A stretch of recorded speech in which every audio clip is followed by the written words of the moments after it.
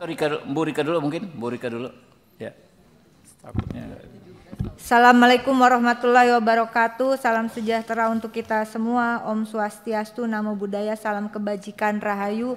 Yang kami hormati Ketua Komisi 3 DPR RI, Wakil Ketua Komisi 3 DPR RI, dan rekan-rekan seperjuangan dari Komisi 3 DPR RI. Di awal tentu saja kami kembali mengucapkan beribu-ribu terima kasih atas follow up dan pengawalan terhadap kasus yang waktu itu di 21 Januari 2025.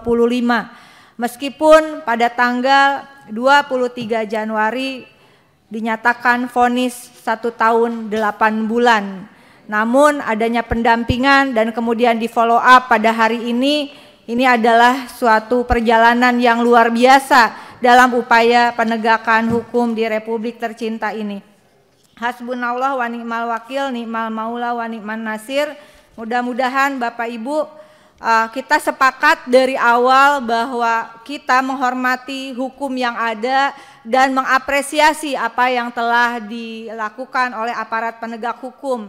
Namun demikian kita juga berharap penanganan yang ada merupakan penanganan responsif berperspektif anak demi kepentingan anak sesuai bukan hanya acuannya adalah Kitab Undang-Undang Hukum Pidana, namun kita juga memiliki hukum lain yaitu Undang-Undang Perlindungan Anak dan Undang-Undang tentang Sistem Peradilan Pidana Anak.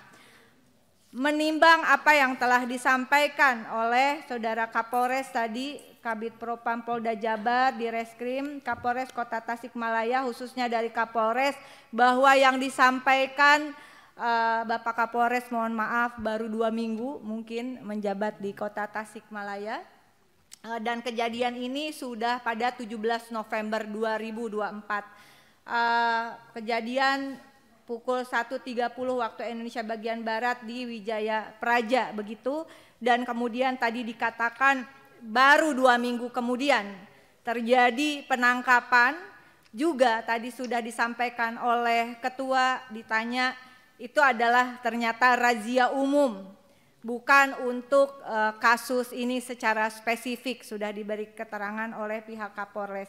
Dan kemudian tadi kita melihat keterangan yang luar biasa disampaikan oleh Kadif Propam Polda Jabar, bahwa pertama CCTV yang berada itu di 5 titik semuanya dalam keadaan mati begitu karena alasan renovasi gedung. Kemudian yang kedua, di dalam area Polres terdapat 15 CCTV, namun rekaman CCTV hanya mampu merekam selama 7 hari. Dan yang terakhir, hasil pengecekan recorder CCTV Satreskrim terakhir berfungsi tanggal 16 Mei 2024 pukul 15.04 WIB, dan izin kami sekedar mereminder, mengingatkan kita peristiwanya terjadi 17 November 2024. CCTV berfungsi bulan Mei 2024 terakhir, dan kemudian peristiwa 17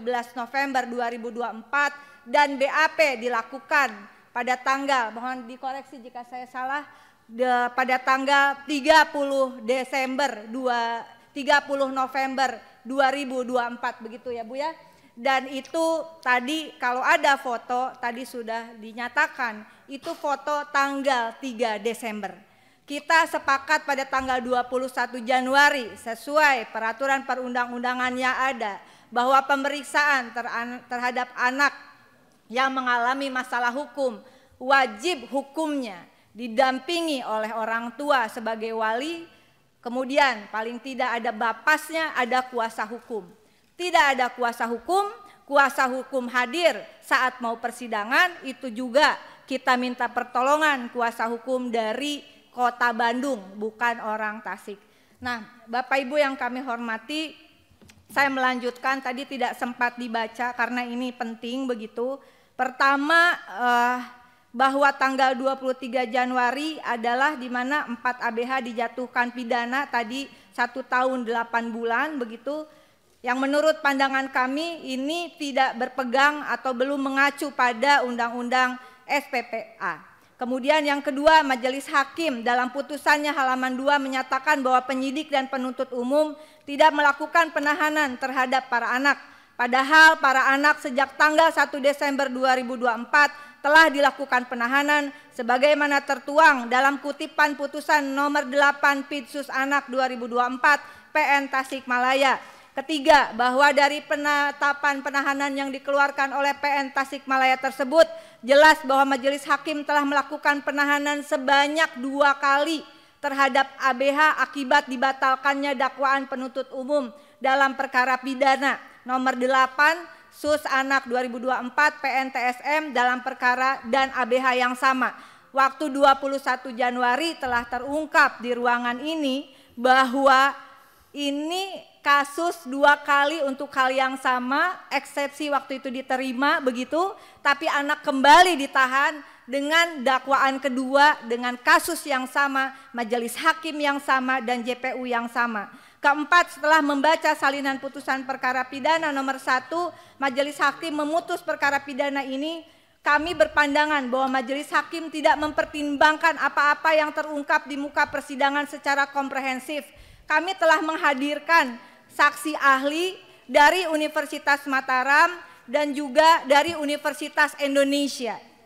Kemudian putusan majelis hakim dalam analisis bersama dengan para saksi ahli tentu saja dengan Komisi Perlindungan Anak Indonesia yang ketika itu juga hadir.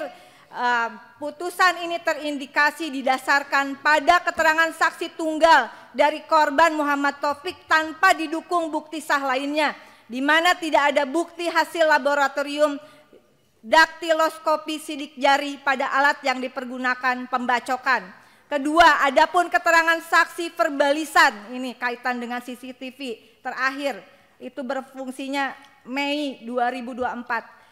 Menyatakan telah melihat 28 CCTV tapi tidak dihadirkan dalam persidangan, tidak dapat dianggap sebagai alat bukti sah karena sesuai putusan Mahkamah Agung Republik Indonesia nomor 35/K/PID/1984 menyatakan bahwa kesaksian polisi tidak dapat dianggap sebagai bukti yang sah karena polisi memiliki kepentingan dalam perkara tersebut.